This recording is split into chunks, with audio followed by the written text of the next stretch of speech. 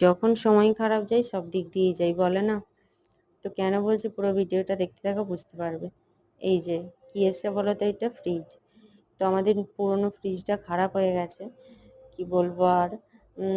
তো ওটা ঠান্ডা হচ্ছিল না, সেই জন্য মিস্ত্রি, অনলাইনে মিস্ত্রি রাখা হয়েছিল, তো সে আসে বাগিয়ে দিয়ে যায়।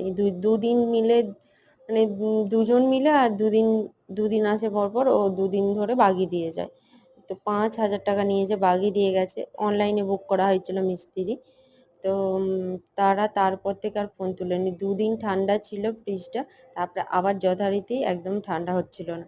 তো এখানে প্রতিদিন বাজার যাওয়া যাবে না, আর এত গরমের মধ্যে ফ্রিজ না হলে হবে না বলো, তোমরাই বলো। চেন্নাইতে থেকে সব সময় প্রতিদিন তো আর বাজার যাওয়া যাবে না।